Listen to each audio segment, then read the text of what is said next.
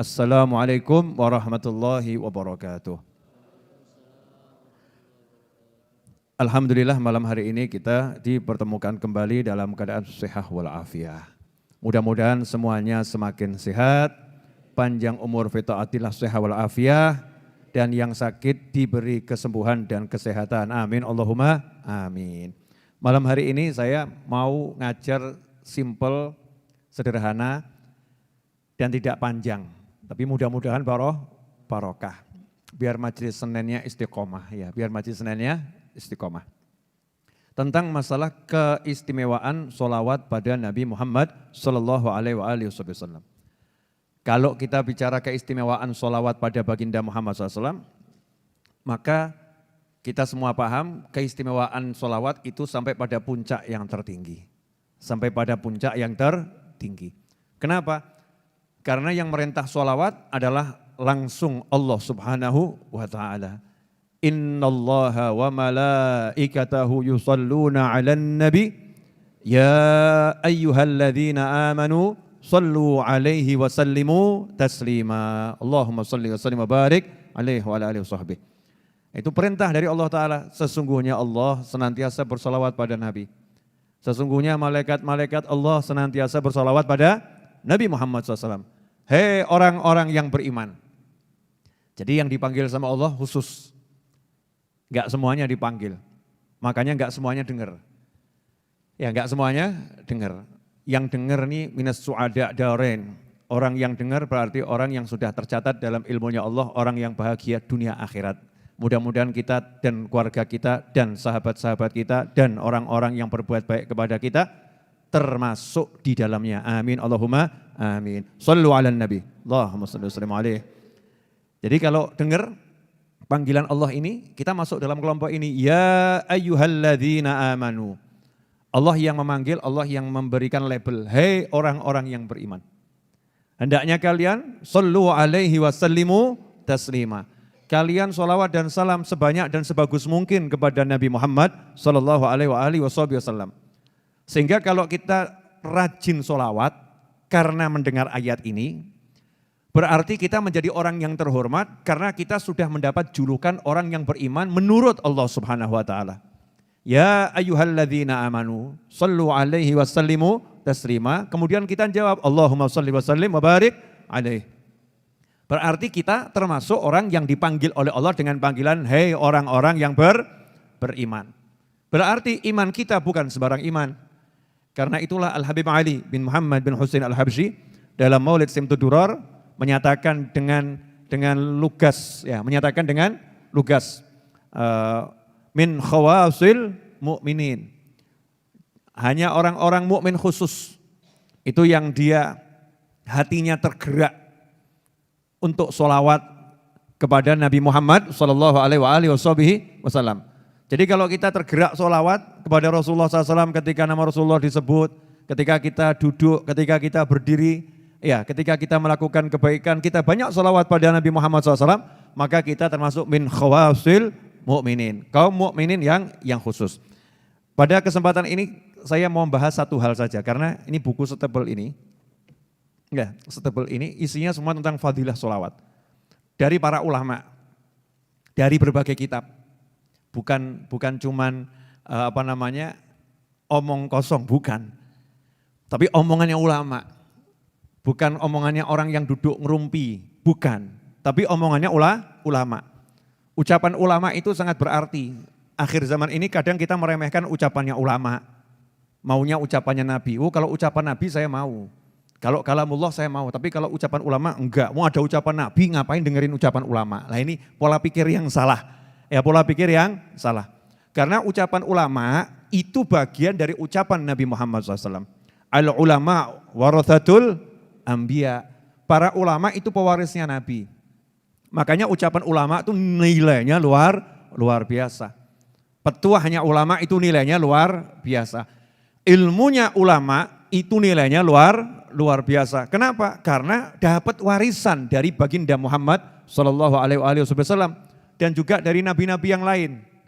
Oh kita ini umat Islam dapat warisan ilmunya Nabi Ibrahim alaihissalam. Ada orang yang nanya itu dalilnya, Habib mana dalilnya? dapat warisan ilmu nabi-nabi yang lain. Nah, kemarin barusan bulan Rajab Mi'raj, Isra dan Mi'raj, sekarang Sya'ban. Di Isra dan Mi'raj kan jelas, di langit yang ketujuh Nabi Muhammad SAW itu mendapatkan ilmu dari Nabi Ibrahim alaihissalam untuk di-share, dibagikan kepada umatnya Rasulullah SAW. Sampaikan kepada umatmu, salamku, dan sampaikan kepada mereka semua, bahwasannya surga itu tanahnya subur dan tanamannya adalah ucapan subhanallah walhamdulillah wala ilaha illallah wallahu akbar. Di riwayat yang lain, la haula wala quwata illa billah. Siapa yang menitipkan ilmu ini? Nabi Ibrahim alaihissalam. Lewat Nabi Muhammad sallallahu alaihi wasallam. Untuk siapa? Umatnya Nabi Muhammad SAW. Artinya kita dapat warisan ilmunya Nabi Ibrahim alaihissalam.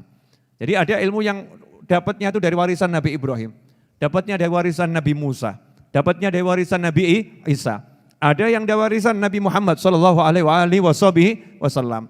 Kaya umatnya Rasulullah karena umat yang paling akhir. Ya, umat yang paling akhir. Nah, ilmu-ilmu yang luar biasa dari para ulama ini kemudian dituangkan dalam berbagai kitab. Banyak kitab karya para ulama. Di antaranya para ulama mengarang kitab khusus tentang keutamaan sholawat pada baginda Muhammad sallallahu alaihi wasallam. Tapi malam hari ini kita bahas bab satu saja. Perkara duduk dan berdiri dengan sholawat. Ya, duduk dan berdiri dengan sholawat. Ini mudah, asal dibiasakan, dipraktekkan, mudah.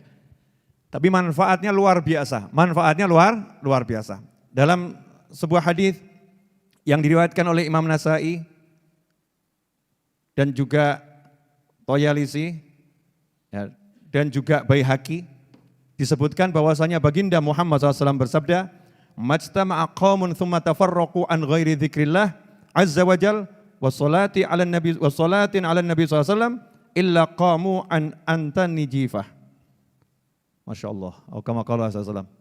Tidaklah berkumpul sekelompok orang, kemudian mereka berpisah tanpa berzikir kepada Allah Ta'ala, tanpa berzikir kepada Allah Azza wa Jal, dan tanpa bersolawat kepada Nabi Muhammad Sallallahu Alaihi Wasallam, illa qamu, melainkan mereka itu berdiri meninggalkan majelisnya, tempat duduknya, antan min jifah, aromanya lebih busuk daripada bangkai.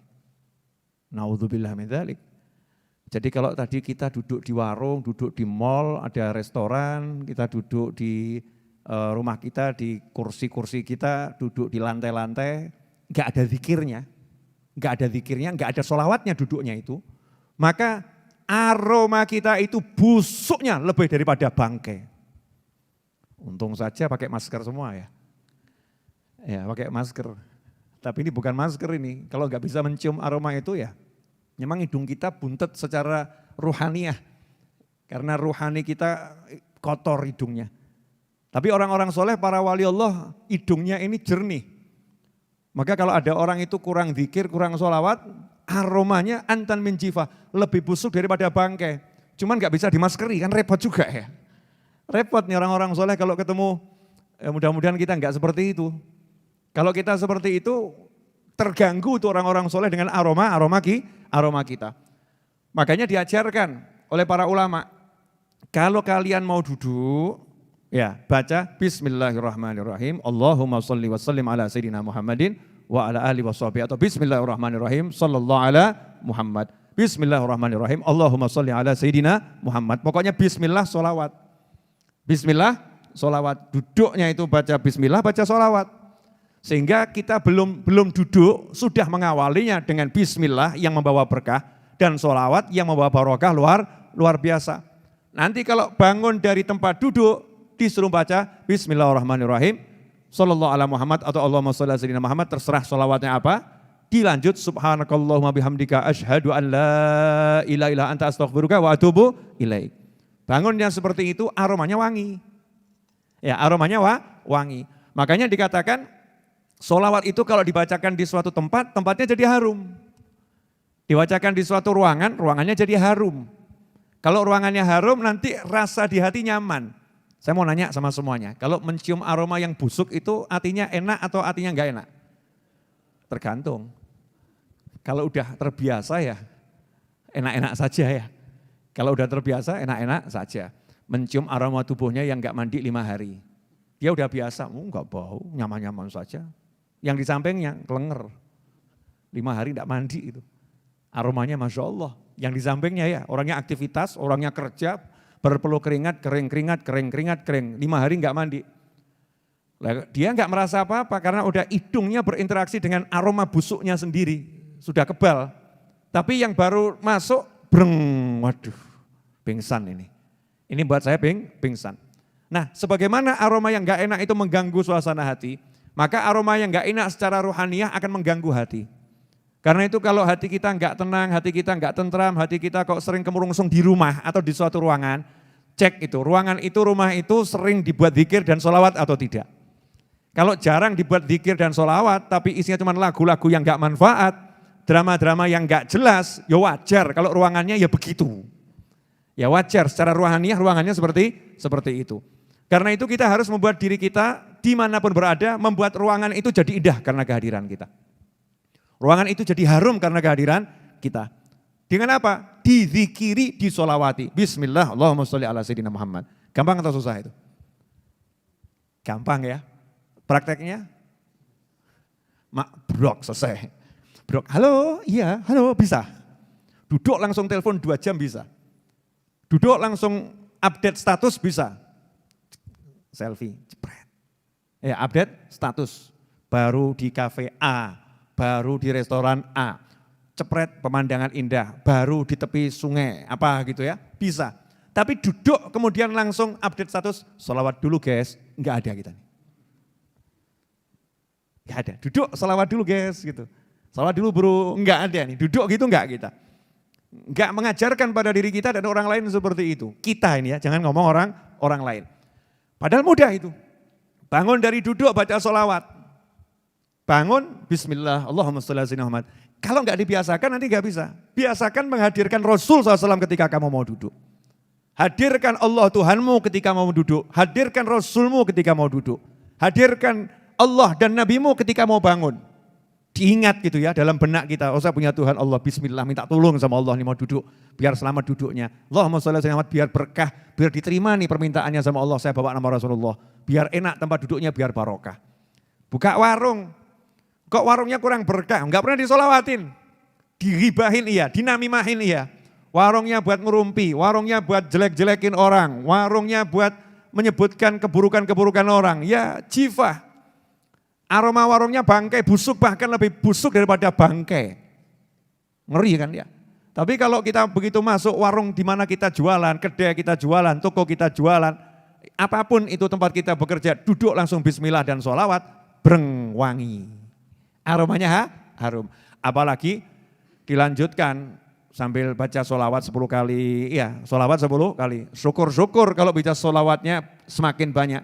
Allahumma sholli ala sayyidina Muhammadin wa ala ali sayyidina Muhammadin sholatan tunjina biha min jamil ahwali wal afat wa taqdi lana biha jamil hajat wa tutahhiruna biha min jamil sayiat wa tarfa'una biha indaka ala darajat wa tuballighuna biha aqsal ghayat min jamil khairati fil hayati wa ba'dal mamat. Allahumma sholli ala sayyidina Muhammadin wa ala ali sayyidina Muhammadin sholatan tunjina biha sampai akhir.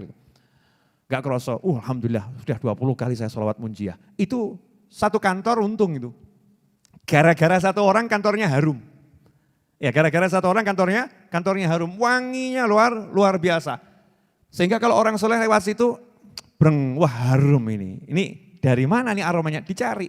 Ya akan dicari sama orang soleh dari situ. Siapa itu di situ yang mengharumkan ruangan tersebut. Nah sementara kita enggak maksakan diri kita itu. Ini paling penting, jangan cari pengharum ruangan, semprot, itu nanti belakangan. Harumkan dulu ruhaninya dengan zikir dan dengan sholawat. Dan itulah yang dilakukan oleh orang-orang terbaik dari umat Nabi Muhammad Sallallahu Alaihi Wasallam. Gak ada judulnya waliullah lupa sholawat, gak ada. Waliullah kok lupa sholawat, gak ada, kecuali wali palsu. Ya kalau walinya asli gak mungkin lupa sholawat pada Nabi Muhammad Sallallahu Alaihi Wasallam. Pasti itu, mau duduk, mau bangun, dia akan ingat sama Rasulullah SAW. Karena dia gak pernah mau pisah sama Nabi SAW. Daim khayaluh ma'i fi maq'adi wal mazir. Selalu kata Habib Ali Habsyi, khayaluh, saya ingat, saya selalu terbayang-bayang Nabi Muhammad SAW. Ketika saya duduk maupun saya berjalan, selalu ada Nabi Muhammad SAW. Karena itu dikatakan, ikhwani rahimakumullah, dari Sayyidina Abu Bakar As-Siddiq radhiyallahu anhu, bahwasanya Sayyidina Abdullah bin Abbas itu pernah berkata, anna ma qama min majlisin illa wa nasma'u shalah ala Nabi sallallahu alaihi wasallam minhu. Wa kana yaqul hiya syafi'ah. Bahwasannya dari dulu tuh sahabat kalau setiap kali ada yang berdiri bangun dari suatu tempat, kami pasti mendengarkan ya, orang itu berdiri sambil bersolawat kepada Nabi Muhammad SAW. Jadi sahabatnya Nabi itu enggak pernah dengar temannya bangun enggak solawat, itu enggak ada. Nah, kalau kita jarang dengar ada muslim bangun baca solawat. Hubbun Nabi wa alihi dini. Agama kita itu mengajarkan cinta pada Nabi Muhammad SAW. Makanya kalau cinta sama Rasul, berdiri ya disebut, duduk ya disebut. Pengalaman saya waktu dulu ke Mesir, saya ini jelek-jelek begini pernah ke Mesir. Oh iya, saya bahkan pernah itu ke Universitas Al-Azhar, pernah ke sana loh ya, bukan belajar. Waktu ziarah ke Mesir itu kan, masuk Al-Azhar, sholat di sana, lihat bagaimana orang belajar, ya keliling saya. Terus saya lihat mobil-mobil di Mesir itu bagus-bagus, tapi pesok-pesok, peyok-peyok. Kacanya banyak yang pecah, kadang diganti plastik toh. Masya Allah kaca pecah, plastik tempelkan. Itu di Mesir. Saya kemudian nanya sama teman-teman mahasiswa dan orang Mesir. Ini masjid mobil-mobil pada peyok-peyok ini kenapa nih? Mobil-mobil ini kok peyok pecah kenapa? Jawabannya ya sering tabrakan. Jadi sering senggol, serempet ya. Terus kalau serempet-serempetan biasanya marah-marah enggak? Marah. Ya kalau keserempet ya marah. Ya suaranya keras-keras juga. Turun dari mobil kadang. Turun dari mobil. Cuman ada satu yang menarik di sini. Apa yang menarik? Begitu ada orang itu teriak-teriakan, marah-marah, maki, saling memaki. Orang yang lewat itu lihat, cuman ngucap sallu ala nabi. Allahumma sholli wa sallim. Itu yang lagi marah langsung Allahumma sholli wa sallim alaihi. Berhenti marahnya salaman, selesai. Nah coba kalau kamu lagi marah sama temanmu terus Ustadz Is ngomong sallu ala nabi, bukan wayahnya sholawat Ustadz. Ini bukan waktunya sholawat, bukan, ini saya lagi marah, bukan waktunya sholawat. Bawa sholawatmu di masjid, bukan di sini, Masya Allah. Ustadznya dimarahin pula ini ya. Gak usah nasihat-nasihatin, ini bukan waktunya sholawat, ini mobil pesok ini. Jadi mobilnya sama nabinya lebih hebat mobilnya. Hebat saudara-saudara muslim yang di Mesir itu paham cintanya sama Nabi SAW. Sehingga ketika lagi berkelahi muslim sama muslim marah gitu ya. Sallu ala nabi, Allahumma sholli wa sallim alaihi. Diingatkan sholawat sama Rasulullah, mandek tuh langsung. Allahumma sholli wa sallim alaihi. Berubah jadi mesem salaman, wes terus. Dunia gak penting, umatnya Rasulullah SAW. Ini cuma dunia, kamu umatnya Rasulullah, sama Rasulullah. Kita dulur, saudara, selesai. Coba kalau kita bisa praktek begitu asik ya. Ya tapi jangan prakteknya nunggu berkelahi dulu. Berkelahi baru disolawatin, enggak begitu. Maksudnya kalau ketemu solawat. Ini ada fadilah-fadilah orang kalau ketemu salaman sambil solawat. Itu ada riwayatnya semua. Cuma enggak mungkin toh, setebel ini mau dijelaskan 30 menit mungkin enggak. Enggak mungkin. Kangen ya, pengen denger yang begini-begini. Riwayat-riwayat ulama pelan-pelan, dikit-dikit saja. Nanti kalau kalian dengarnya banyak kan jadi ustadz semua. Wa kana Umar idza qama min majlisihi, Sayyidina Umar bin Khattab radhiyallahu anhu, beliau itu kalau bangun dari tempat duduknya. Jadi kata majlis itu tempat duduk. Banyak orang salah mengartikan doa kafaratul majlis, doa penghapus majlis. Kafarohnya majlis, dikira itu penghapus dosanya pengajian. Pengajian gak ada dosanya. Pengajian kan gak ada dosanya. Doa kafaratul majlis itu maksudnya doa menghapus kejahatan, keburukan yang terjadi di tempat dudukmu. Makanya dianjurkan bacanya, man qama min majlisi, siapa yang bangun dari tempat duduknya. Suruh baca subhanakallahumma bihamdika sampai akhir itu ya. Itu doa bangun dari duduk. Diawali basmalah dan sholawat atau diakhiri dengan sholawat. Maka yang terjadi di duduknya dosa-dosa dihapus sama Allah Subhanahu Wa Taala. Kalau duduknya enggak punya dosa, ngaji. Tapi waktu bangun dari duduk entah itu di pengajian, entah enggak di pengajian, ya kan bisa di rumah lagi baca Al-Quran, di rumah lagi zikir, wirid, bangun baca itu dimanapun, maka dikasih stempel sama Allah Ta'ala. Kebaikan yang kamu lakukan selama duduk diterima sama Allah Ta'ala, qabul. Itu namanya majlis, dari tempat dia duduk. Nah, dikatakan bahwasannya Khalifah Umar bin Khattab radhiyallahu anhu setiap kali bangun dari tempat di mana beliau duduk, yajhar bis salati ala Rasulillah SAW. Beliau baca sholawat dengan suara keras. Allahumma sholli wa sallim alaihi. Besok nanti praktek ya. Nanti kan bubar majlis bangun toh. Bangun baca sholawat. Makanya ada istilah itu orang-orang kalau mau selesai pengajian ada yang teriak atau Shallu ala Nabi, Allahumma shalli ala terus berdiri semua pergi. Ya, selesai itu. Bahwasanya majelisnya udah selesai. Lah kita bangun sama baca sholawat. Ini termasuk amalannya sahabat dan diantaranya amalan Khalifah Umar bin Khattab radhiyallahu anhu. Beliau bersolawat dengan suara yang keras ya ketika bangkit dari tempat duduknya. Faqila lahu fi dzalik, maka beliau ditanya, kenapa kalau bangun dari duduk baca solawat dengan suara keras? Beliau pun menjawab radhiyallahu anhu, man ahabba syai'an aktsara min dzikrih. Siapa yang cinta sesuatu, maka dia akan banyak-banyak menyebut yang dia cintai. Saya cinta Nabi SAW, maka saya senang nyebutnya dengan suara keras. Ya, nyebut Nabi Muhammad SAW. Ini diriwayatkan oleh Imam Al-Baihaqi dalam Syi'bul Iman. Nah, jadi yang seperti itu, baca sholawat bangkit dari tempat duduk, bukan karangan para ulama, tapi betul-betul perintah Nabi dan amalan para sahabat. Sehingga dikatakan oleh pengarang kitab ini, wa ra'aitu sairul a'mal falam arafiha aktsar thawaban min majlisin yusalla alaihi fihi Rasulullah SAW. Saya sudah melihat semua amal dan saya tidak melihat satu amal yang pahalanya lebih banyak di suatu tempat seperti amalan yang di tempat itu dibacakan sholawat pada Nabi Muhammad SAW. Jadi kalau satu tempat ada sholawatnya, itu pahalanya paling banyak. Alhamdulillah kalau Nahdlatul Ulama, para habaib, para kiai, itu wajib.